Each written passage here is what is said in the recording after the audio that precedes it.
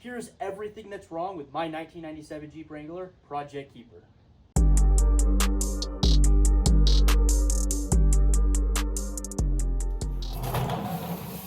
How's it going, everybody? Zach here, and you heard me correct.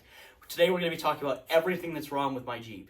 So for those of you who don't know, this is my 1997 Jeep Wrangler Project Keeper. Now, I originally built this Jeep over 2 years ago on a Dana 1614 bolt, and in the last 2 years I've wheeled it, I've loved it, I've abused it, I've broken a few parts, and I've learned a whole lot about Jeeps, Jeep suspension, and off-roading. So today we're going to be talking about what I want to change, what kind of things I wish I would have done differently, the future of the content on this channel, and then kind of what the plan is. So we're going to jump right into it, stick around, and see what's going on. So to get this video started, let's talk about things with the body and the body armor that aren't quite how I'd like them to be. Starting with these Poison Spider rock sliders. Now, these rock sliders have been great. They've held up to every hit I've put them through. They've slidden off of rocks really well, but the issue is they were cut for a standard length TJ. And when I stretched my Jeep, they no longer cover back to the end of the body, and I'm starting to get into the tub underneath. Now, this isn't a really big problem. You know, I can fix the rock sliders by making them longer, swapping them out, and it's going to hide all of that body damage. But going back to when I originally built this Jeep and was on a budget, it's something that I wish I would have considered a little bit more in depth, extending the rock sliders at the time.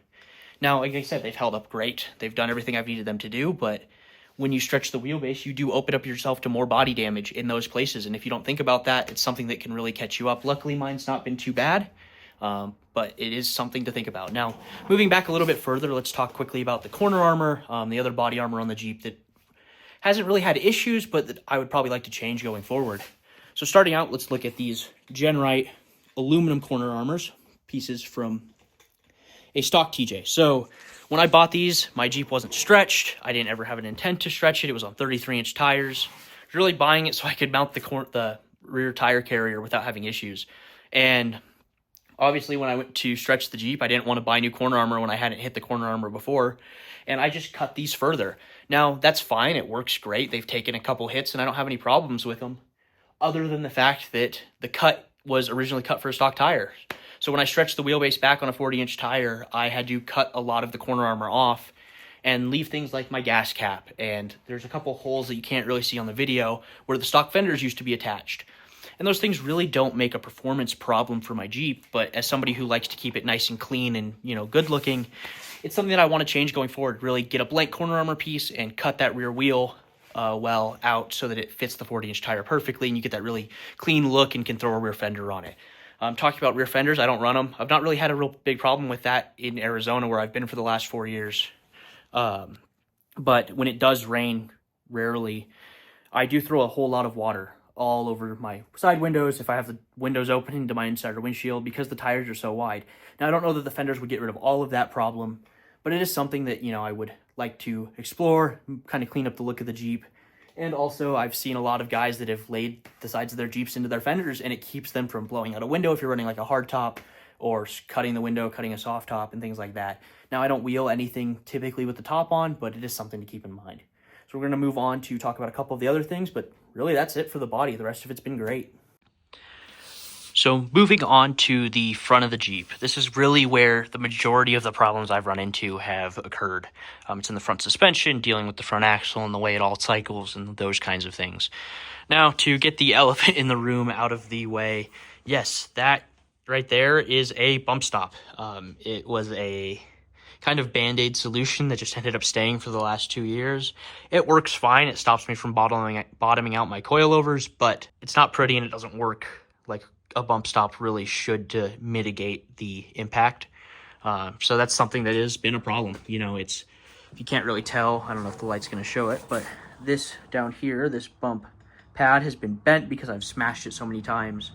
A couple of those other things. A couple of other big things to talk about with the front end, the front suspension. Talking about the ram. So I ran my PSC kit running from the passenger side across to the center of the axle. It really needs to be swapped. So you're pushing, when you run the ram this way, you're pushing on the center of your tie rod and you're pushing out on it. Now, that isn't a problem all the time, but it does push on the weakest part of the tie rod. And, you know, you're most likely to bend it and bend your tie rod using your ram that way. So I'd love to swap it over to push the end of the ram that's on the tie rod out towards one of the sides, probably the passenger side, and just kind of flip the direction it's aiming, just to make it a little bit stronger. less likely to damage my tie rod. I've bent the tie rod 4 or 5 times, and I've always been able to bend it back, but it is something to, consider and look at when I'm looking at problems that are occurring with the Jeep. The other big thing that you can kind of tell from here, more from this front corner, would be talking about the shock tower angles. So these shock towers have been fine. They work. They've not broken or anything like that. But if you can tell, my shock is actually leaned forward a little bit. And that has just not been real great for the performance of the Jeep, the performance of the coilover. And it's just not, I'm not real happy with it. The bottom-sided mount is kind of angled forward based on the way that it mounts into this truss system that I've got. And it just doesn't work real well. It's a pain to get the coilovers out. They don't sit real great down in there. They're angled at their peak of their misalignment at the bottom of the coilover shaft. And it's just something that, I really want to change and fix to kind of angle the coilover back a little bit, redo it a little bit, make it a little bit nicer so it handles better and it performs better in the rocks and on the road. The other part of dealing with the shocks, the coilovers in the front, would be dealing with this track bar bracket. Now, this is a 4-inch drop track bar bracket from Rock Crawler Suspension that came with the suspension kit. And in a lot of cases, for a lot of people, these are fine. If you're not dealing with big axles like 1-tons or custom suspension work or stretching or any of those things, for a lot of Jeeps, that works fine. And, it's very common on a lot of kits for Jeep TJs. But unfortunately, what I've done has been so custom to, a 1-ton TJ that just doesn't work. It's not the right way to do it. It's, it's not performing right. The length compared to the drag length is very different. It's very much shorter. And the correct way to do it is to get an outside of the frame bracket for that track bar and to swap it out. And that's something that, needs to be done. The other issue with that track bar bracket being a drop bracket to kind of fix some of the suspension issues that you get with lift kits, off-the-shelf lift kits at least, is this is actually what's causing my full bump. So when I'm hitting full bump where these bump stops are set, I'm smacking the bolt head from the backside of this into the top of my truss. That is the first thing that collides and the only thing that collides with how I cycle my suspension. Now, that doesn't seem like a real big problem, because I've got it bumped out, until you look at where that full bump falls. I've lost several inches of up travel because of that bracket. Now, I obviously am also running a drop pitman arm, which will most likely have to be changed at the same time I do the track bar bracket just to keep the steering set up properly geometry-wise. But that's been a really big problem for me as far as keeping the suspension cycling how I want, is dealing with that track bar. It's one of the biggest problems that I have with the Jeep since I built it. Now, that isn't to talk poorly on Rock Crawler or the bracket itself. It works fine. It just doesn't work for my application. And that's something that, when you're dealing with a custom Jeep or a custom build, you have to account for. One last really big thing with this front end that I need to talk about is these sway bar mounts. Now, I don't run a rear sway bar, and that is a huge problem.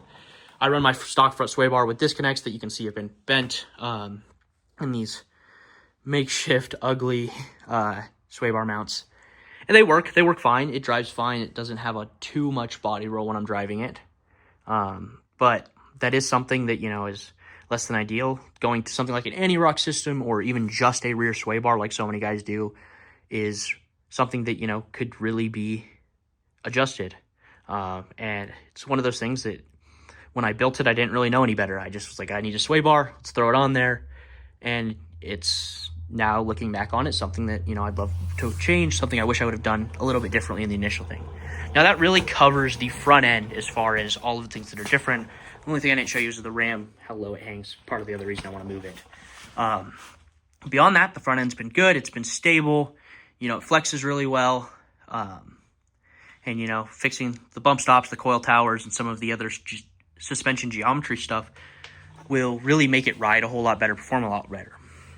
So we're going to move on and talk about the rear suspension and the rest of the Jeep, kind of the problems I've had with it and what we're going to do about it going forward. So moving on to the rear of the Jeep, you actually get a really good shot there of that rock slider damage. But let's talk about a couple of the really big problems I've had with the rear end. Now, there aren't too many. It's been really solid to stay coil sprung in the rear. I do kind of wish I'd gone to coilovers just for the adjustability of coilovers, but the coil springs have been great to me. Well, one of the really big problems I have had has been with these outboarded shocks. Now, the shocks have worked decently. They, leak quite a bit. But I've actually ripped the stud in half on the top of the shocks. Now, the first time that happened was out at EJS last year, and there's a video on my Instagram of the rear tire separating from the bottom of the Jeep by about 8 inches, or 8 feet or more. And the rear spring popped out, and it fell under the Jeep and damaged the spring, and it was a whole nightmare. And it took about an hour and a half to fix everything before we could even start to get it off the trail. Now, at the end of the day, that is a problem of combination of not having limit straps in the rear, and also the style of stud on the top of the shock. It's not really something that they were designed to be used as limit straps. So, that's on me. Something that I should have adjusted is putting limit straps in the rear immediately when I built it. But I didn't, and lesson learned, you got to adjust things as you go and figure it out. The other issues with the rear end that I've had, some really common ones, leaks with the 14-volt, pinion sail leaks. Diff cover was leaking at one point because I hit it wrong. That kind of stuff. Not real big problems, but, something to be acknowledged. Luckily for me, the shave kit has not leaked. That's been great. Some issues with the brake lines. Not in the way they function, but just the way I ran them that I'd like to clean up, make it nicer, kind of adjust it all in there so it sits pretty and also works great, and I'm less likely to pinch it on rocks. Talking about the last big thing with the rear end of the suspension that needs to be changed. I do not run a rear sway bar, as I already said. And with the single triangulation in the back, getting rid of that track bar, that is a really big problem. It causes a lot of body roll, a lot of stability issues. And all in all, the Jeep's been really stable. So I'm excited to see what it would be like with a rear sway bar that kind of helps correct some of that issues even more. But I'd need to go to like an anti-rock system, a custom anti-rock system or something like that, TK1, one of those kinds of rear sway bars to kind of dial it all in. Now, all in all, the rear end's been great. It's done fine, running the 538 gears. I haven't had any issues with those. They turn the tires, the brakes work. The suspension, is still obviously sitting off the ground, like the springs haven't collapsed. All that's been good. So overviewing the last few big problems I've had since I built this Jeep, really have been some common ones. I had my transmission let go at 150,000 miles. I dropped a Novak AX15 in it. I wasn't real worried about it. It was bound to happen. Been wheeling on 40-inch tires. After driving it over 150,000 miles, daily driving it, it's bound to have something like a transmission let go. Beyond that, I have had a fuel pump go out, I think twice, maybe only once. Again, typical Jeep problem when you have high miles. Fuel pump's going to go out. Not a real big problem. It sucks. You have to replace it, but going on. Clutches, I've gone through 3 clutches in the last 2 years. Part of that's transfer case gearing. I'm running a stock transfer case. Part of that's me having to learn how to wheel a Jeep with lockers and, real axles. Stuff like that. It's common Jeep problems more so than they are issues with this one specifically. Now, moving on to the very last thing I want to talk about with problems in this Jeep. Sure, as many of you have noticed, if you followed me on Instagram, YouTube, Facebook, any of those social media platforms, or if you've seen me in person, I get hundreds, if not thousands of comments about the Jeep's ride height. And it is tall. It sits really tall. And it's a problem, plain and simple. Now, as you saw in the front and the rear, there's a couple reasons why it sits as tall as it does. Shock towers and track bar brackets and steering brackets and in the rear springs and how the springs are sitting. There's a lot that goes into fixing that ride height issue to set the full bump at a obtainable height. But it's something that, it's time to be addressed. And really one of the driving factors beyond just not knowing what I was doing when I built it to get the ride height low. Now, I have a 25-inch belly currently, obviously not on these Goonie wheels, but when it's sitting on the 40s, it has a 25-inch belly, which is really tall. And it's still stable, which is amazing. It's been great to me. But it's time to fix all of that, and I apologize. It sounds like it's raining outside if that's causing a bunch of background noise. That is really the plan for this content on this channel going forward, the content on my Instagram for a little bit, and really the plan for this Jeep. Fix the ride height, fix some of the other major problems that are going on that cause the ride height to sit so high, and make it so much more fun to drive than it already is. Now I've got quite a few ideas for content going forward that I will roll out as I'm ready to do that. But yeah, talking about the Jeep and all the problems, overall the Jeep's been really great to me, but it can be better. And that's where we're at, is it's time to make it better. I'm excited to take you guys along for this, film it. Step one is tearing it down, getting a bunch of stuff off of it out of the way so I can start reworking it. So look forward to that content. If you have any comments, questions, concerns, feel free to message me on my Instagram, Project Keeper TJ. Facebook, if you have me on Facebook, you can find me on Facebook. Feel free to message me on there. I don't check my requests as often on there. Here on the comments, drop a comment. I also have a TikTok, Linktree, all that fun stuff. Send me a message, ask comments, questions. If you don't mind sharing this video, subscribing, liking it, all those things that make YouTube happy for engagement purposes, to share it out, show more people, show some more TJ owners. If you're looking to do a 1-ton TJ swap, I do have a build video where I talk about what I did the first time. All of that fun stuff on my channel. Now a lot of that stuff is going to get adjusted or redone as I roll out, I guess, what you could call Rev 2 of this Jeep. But yeah, that covers it. I appreciate you guys if you watched this long. I know it could have been a little bit longer of a video. I tried to keep it short and sweet compared to my typical 40 or hour-long video that I've posted so far. But yeah, that is it. We'll jump into it, get after it, fix some things, and see where we're at when it's done. So thank you guys. I will catch you guys in the next video. Have a good one.